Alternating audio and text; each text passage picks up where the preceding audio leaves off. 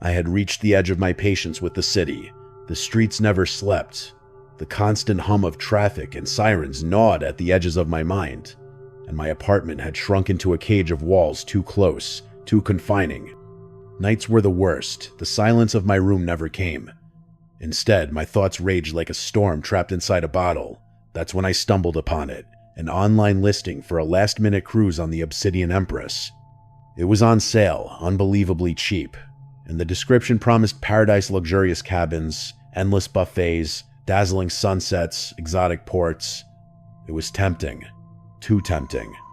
Something deep inside whispered caution, but it was drowned out by the promise of escape. I booked the trip that very night, my fingers trembling with excitement and relief. No planning, no second guessing, just a desperate need to leave everything behind. The email confirmation gleamed on my laptop screen like a beacon. Soon, I would be on the open sea, with the wind in my hair and the endless horizon to clear my mind. When I arrived at the port, the Obsidian Empress towered above me, glinting in the late afternoon sun. Its steel hull stretched high, polished and imposing. The gangplank felt impossibly long, and as I stepped aboard, a strange chill wrapped itself around me. The grandeur of the ship was breathtaking, yes, but the air carried something else, a tension I couldn't name. The crew greeted me with practiced smiles. They were impeccably dressed, their movements precise, every gesture rehearsed. But there was a hollowness beneath their politeness, a cold calculation lurking in their eyes. I brushed it off, assuming it was my nerves playing tricks on me. The first evening's banquet was a spectacle. The main dining hall was opulent, chandeliers spilling crystal light onto tables draped in pristine linens. Silverware gleamed, and the servers glided silently among the guests. Yet, something about the room felt off. Conversations were polite, smiles a touch too forced, laughter just a fraction too loud. I convinced myself it was pre-vacation nerves, a collective excitement held tightly in check. By the second day, the unease deepened. The sea had changed. Not in color, not in turbulence, but in presence. It had turned black, not the deep blue of the ocean, but a viscous, inky black that stretched endlessly beneath the ship. There was a weight to the air, thick and almost suffocating. The sound of the water shifted too, no longer the gentle lap of waves against the hull, but a slow, pulsing rumble, like the ocean itself was breathing beneath us. I tried to distract myself with dinner. The dining hall was full, as expected, yet the atmosphere had shifted. Conversations were lower, laughter strained, and there was a collective hesitation in movement, a stifling of natural rhythm. Then I noticed the food. It seemed wrong. At first, it was subtle. The fish was unnaturally smooth, its flesh almost gelatinous. The steak bled a deep black, staining the plates in a way that made my stomach twist. Vegetables drooped, gray and lifeless, their vibrant colors absent. The taste was metallic, a faint tang that lingered unpleasantly in my mouth. Yet everyone around me ate, as if refusing to acknowledge what was obvious. I did the same, compelled by an invisible etiquette, by fear, by habit. That night, sleep eluded me. I lay in my cabin, staring at the ceiling, listening to the ship's soft creaks and groans. The rocking was different now, more purposeful, as if the vessel itself were alive and struggling against some unseen force. Then, faintly, I heard it a tapping, rhythmic, deliberate. At first, I thought it was the pipes, the machinery, anything but reality. But the knocking persisted, slow and measured, coming from the walls themselves.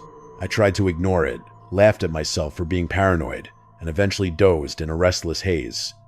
By the fourth day, I noticed the disappearances. It started subtly. A couple I'd spoken with at the bar on the first night didn't appear at meals. A family that had shared a table with me one evening vanished without explanation. At first, I chalked it up to excursions or tiredness, but the crew's dismissive responses made my stomach churn. "They're probably in their cabins," they said with an unsettling calm. There was no concern, no curiosity, only a faint, unspoken agreement to ignore what had happened. I began keeping count, trying to track who was missing, who remained. It became impossible. The ship was immense, its layout a maze, passengers drifting like ghosts through endless corridors. But the changes were obvious. Those who remained were different. Faces grew gaunt, eyes hollowed. Laughter disappeared entirely. Their movements became mechanical, almost rehearsed. Some stared at me across the room, their gaze empty yet intense, and quickly looked away when met with my own eyes. By the 6th day, my fear had grown unbearable. I went to the captain, a man named Edmund Carrick, demanding answers. He was not reassuring. Bloodshot eyes, dark-rimmed, and a grin that didn't quite reach him, he offered nothing but vague reassurances. "Some turbulence," he said, voice smooth but distant, though the sea outside was unnervingly calm. "We'll reach land soon." I left, chilled to the bone, the sense of wrongness more profound than ever. That night, insomnia drove me through the corridors. The halls were deserted, echoing with each step. Shadows stretching unnaturally as the lights dimmed incrementally. Every hallway seemed longer, narrower, distorted. Something pulled me toward the lower decks, a compulsion I didn't question. The maps provided to passengers didn't include these areas, yet the stairs descended before me, narrow and suffocating. Then the smell hit a stench of decay, subtle at first, growing, overpowering as I descended. I followed it, bile rising, until I found a hatch slightly ajar. Compelled, terrified, I opened it. Below was a cavernous chamber, dark and vast, and there it was. The source of the smell. Piles of belongings, clothes, shoes, personal items lay in disarray, coated in a black, oily residue that glistened in the dim light. No bodies, but no doubt, these were the passengers who had disappeared. The enormity of what I was seeing struck me silent. The ship was consuming them. Slowly, deliberately. I fled to my cabin, locking the door, hands shaking uncontrollably, and then the noises began again.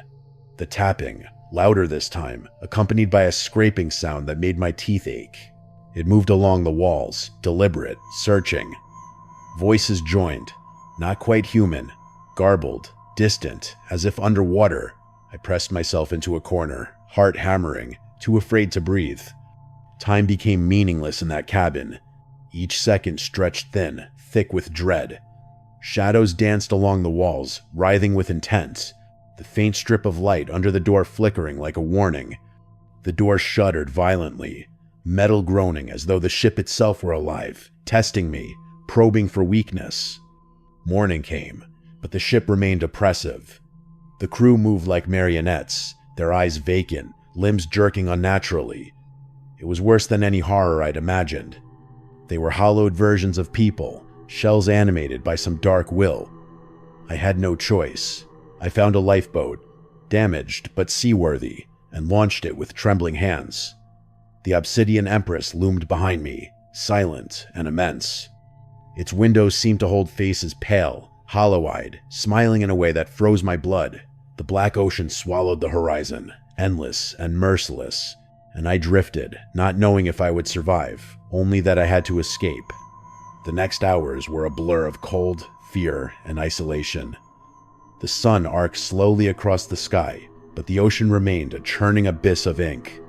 Every sound was amplified, the slap of water against the hull, the wind shrieking past, the creak of the lifeboat as if protesting its fragile freedom. I tried to call for help, but the radio was dead. Not a single word from the Obsidian Empress reached me. As night fell again, I realized the true horror of the ship. It didn't just take people, it consumed them, left no trace but belongings, memories, echoes, and those still aboard were trapped in an endless limbo, existing but not alive. I shivered at the thought of what awaited me if I were to be recaptured, swallowed into that unholy vessel. I thought about the first night, the subtle tension, the unnatural food, the strange behavior of the crew and passengers. Every detail had been a warning I ignored. Every instinct I had dismissed as nerves was a thread leading to this nightmare. The Obsidian Empress was not a cruise. It was a predator, immense, patient, and unrelenting. I drifted through the night, aimless, exhausted. Dawn brought nothing but more black water, endless as eternity. And somewhere far behind me, I imagined the ship, vast and silent, waiting, watching, preparing for the next wave of humanity, to tempt, to consume, to erase. I wrote this not as a tale to thrill, but as a warning. I survived, barely, yet I know the ship is still out there, out on the horizon, a leviathan cloaked in steel and pretense, seeking its next passengers. And I know, if I ever hear of a last-minute cruise called the Obsidian Empress, I will run. Not walk, not hesitate. I will run and never, ever look back.